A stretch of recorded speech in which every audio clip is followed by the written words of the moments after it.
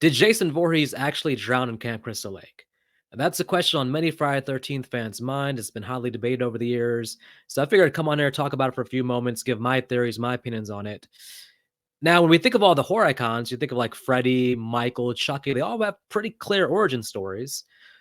But then we get to Jason, and it gets very unclear what the hell is Jason's origin story? Where did he come from? What is this purpose? What's going on with Jason? I got my ibuprofen ready because I got a feeling in my head's going to hurt after going through this.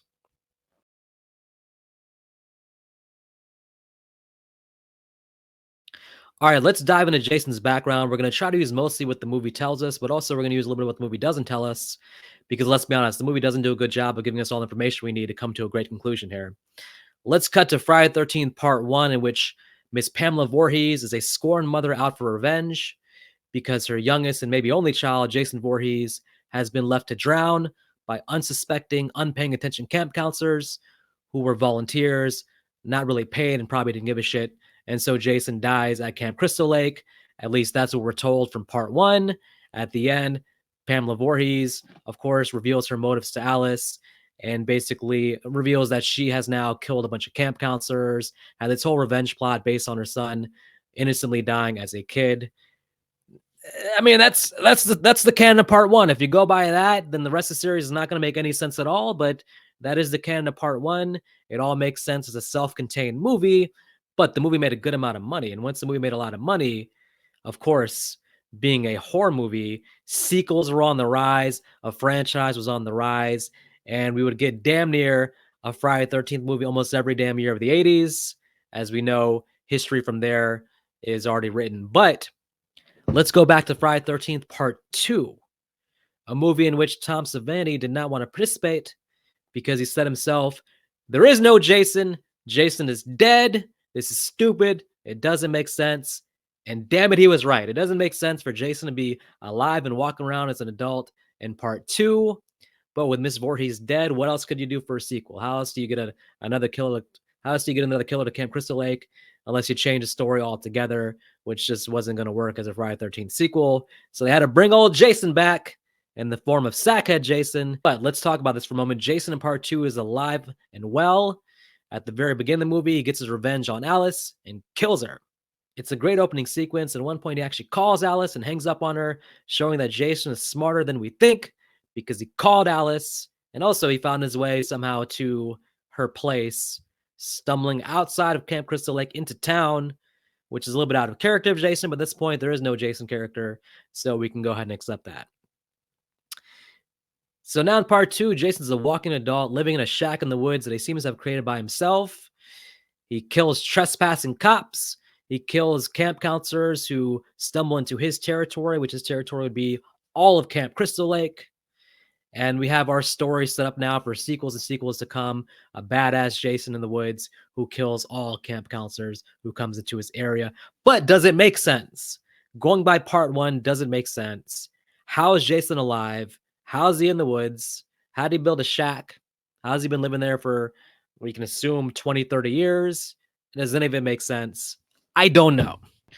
I don't know. The viewer doesn't know.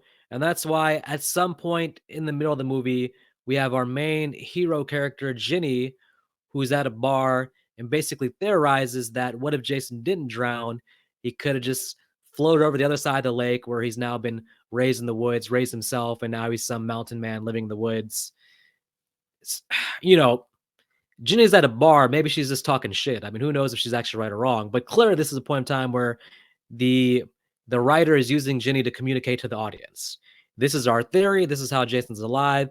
Ginny's going to tell us. Take it for what it is. Believe it. Let's move on. That's pretty much what happens in Part 2. We're led to believe that is the case. Jason has been alive this entire time. But the thing about that is, I don't buy it. It doesn't quite make sense to me because as we look at Parts 2, 3, and 4, they all take place in a very short time period. They're all sort of one ongoing story. So we're to buy that this same Jason in all 3 movies is a human version of Jason. The problem with that is if he is a human, he's the most indestructible superhuman of all damn time with the highest pain threshold and the highest level of pain sustainability we've seen since Michael Myers, and even more so than Michael Myers. The man gets the axe in the head. He gets hung at one point. He dies and seemingly dies and goes to the hospital, escapes the hospital, comes back. At one point in part 3, the character Rick gets thrown through the window, not like a man tossing a man through a window, but he flies through the window like he was shot out of a damn cannon. The amount of strength Jason would have to pull that off is not really human-like. So, I mean, superhuman strength, high pain threshold, doesn't seem to die. Jason from 2, 3, and 4 is not a regular human being. It's just not possible with what we've seen on screen. No matter what they're telling us in part 2, I don't buy it. So let's cut ahead a little bit then to part 6.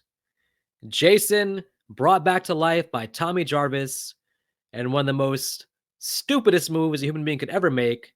Jason already buried. Tommy digs him up to make sure that he is actually, in fact, dead.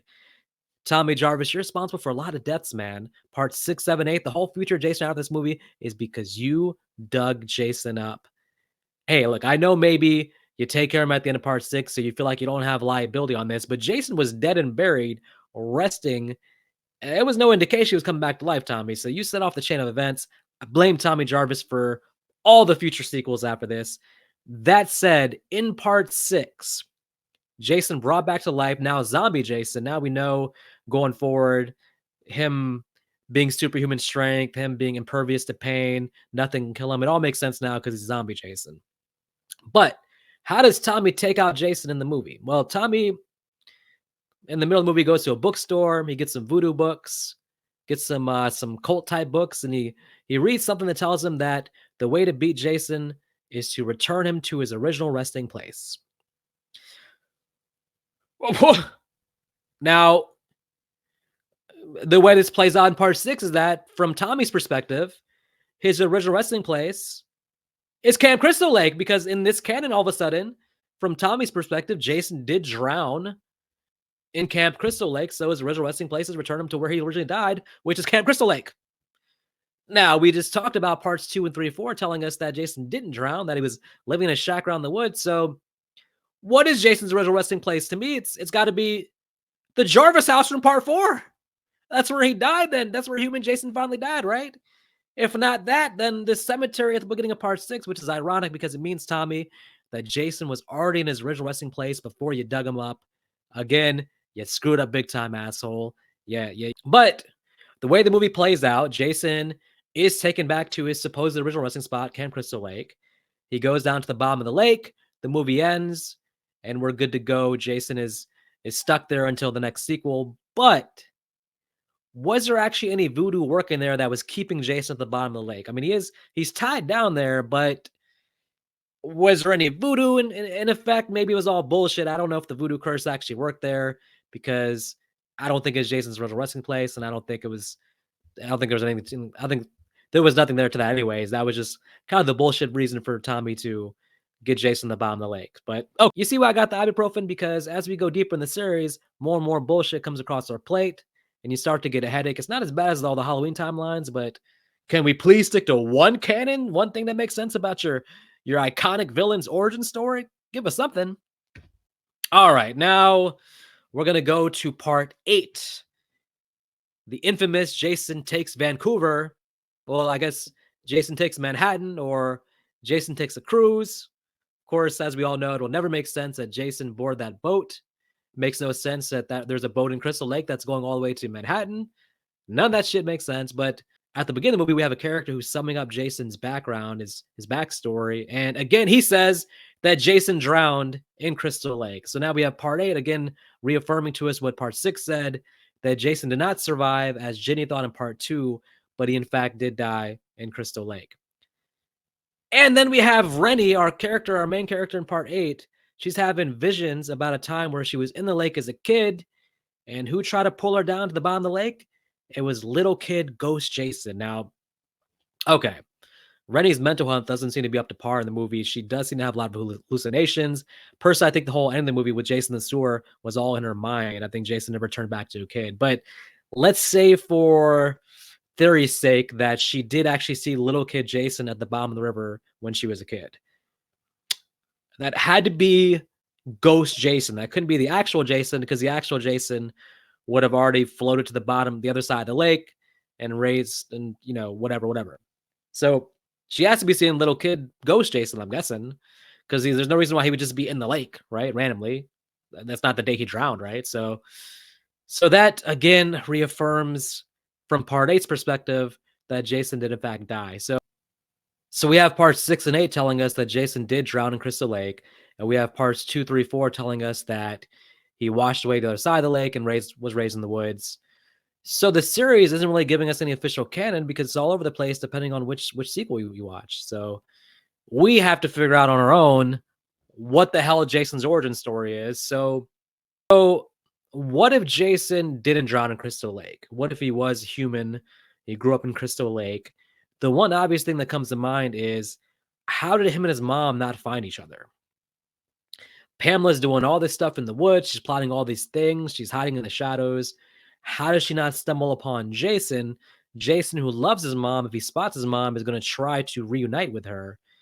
How did they not find each other? Why did Pamela believe her son had drowned if Jason was in fact alive?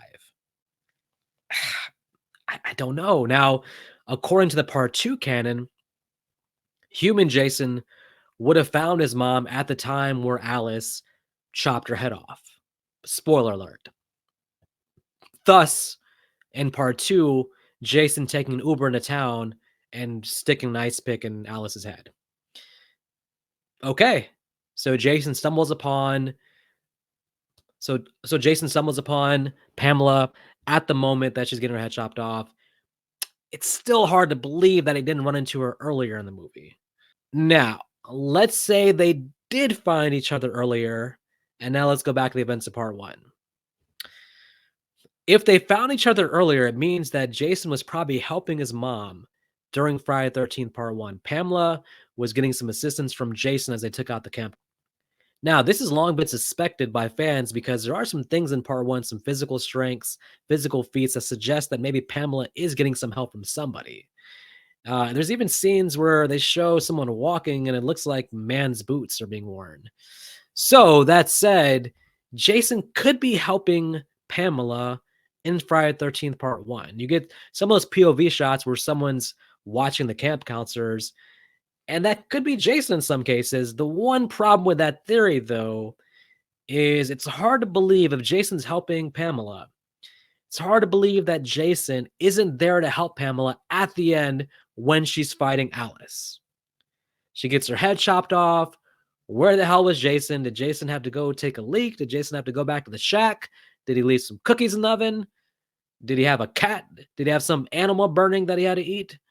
I don't know. It doesn't make sense to me that Jason just took off. Also, if Jason did go away, he has to come back and see Alice kill his mom because he has to know that he's going to take revenge on Alice. I don't buy that. The other thing with that is that at the end of part 1, Alice is in a boat and she's basically a sitting duck. Like, why wouldn't Jason kill her at that point? I mean, she's in the boat for a long time before the cops come. If Jason's there and aware of her like that, I would think he would want immediate revenge over Alice. Now, let's get to the theory that I actually believe is what actually happened. Now, this is a theory that is really not fed to us by the films, so it's definitely not officially canon. It's just my mind putting things together to try to make the pieces fit. I do think that Jason drowned in Crystal Lake. He did drown. The camp counselors really were busy either having sex or playing Monopoly, whatever they were doing to neglect young Jason, and he did drown. Pamela's mindset in part 1 is very real. She wants revenge for her son dying. She believes her son has died. But I do think before she actually took revenge on the camp counselors in one last desperation, one last attempt to bring her son back to life to make things right, I think she did some kind of voodoo spell in order to bring Jason back to life. This has been talked about online for years as well. It's a theory that I came upon that did make sense to me. The idea that Pamela maybe is into black magic, the black arts, some kind of voodoo, and she did something that she thought would bring Jason back to life. But in the moment, it didn't work. So she does some kind of spell, but she doesn't think it works. And that's the key thing. By her not thinking that it works, she then actually moves forward with her revenge plot to kill all the counselors. But it did work. and Jason did come back to life, and Jason did show up to see Pamela Pamela's head get chopped off. Well, okay, maybe not though. Hold on one second. One thing about this theory though. If Jason does see Pamela's head get chopped off, there's still the part about Alice is then a sitting duck in the boat. Why doesn't Jason take revenge? Okay, I'm gonna make a little bit of a leap here, but when Pamela did the spell, a part of the spell she didn't know was that it requires some kind of human sacrifice, being herself, her own life. She has to die in order to bring Jason back. So I'm going to surmise that when Alice chops off Pamela's head, that is what actually brings Jason back to life. And Jason comes back with the knowledge that Alice has killed Pamela. Well, okay, maybe not the knowledge. Okay, so maybe he doesn't come back with the knowledge. Maybe he comes back just in time to see Alice exiting Crystal Lake with the cops. So he sees her exit and he puts two and two together and realizes after finding Pamela's head that Alice must have been the one to kill her. And then he takes the Uber into town and kills Alice. So that's the theory I'm going with. Jason drowned. He was brought back to life from a spell from Pamela Voorhees, who didn't know that her spell had worked. And the spell only worked when she died. That brought Jason back to life. And then all the sequels go from there. Now, you may be thinking there's one thing I left out, which is Jason Goes to Hell, the presence of the Necronomicon, in which it would suggest that maybe Jason's a Deadite. It's the most ridiculous thing ever because none of Jason's characteristics suggest that he's a Deadite. He would be the most unique, different Deadite of all the Deadites we've ever seen. So it's like I can't buy that Jason's a Deadite. If he's a Deadite, then he's a special kind of Deadite. And none of the Evil Dead movies suggest there's a Jason type of Deadite. There's no Evil Dead movies where the Deadite behavior would kind of go with what we see of Jason. So I'm not buying that at all. All right, what do you guys think though? Did Jason drown? Do you believe the story given to us in parts 2, 3, and 4? Do you believe what parts 6 and 8 say? Or like me, have you kind of put together your own theory based on fan theories, based on what the movie gives us, but also just using our own imagination here? Let me know what you think about it.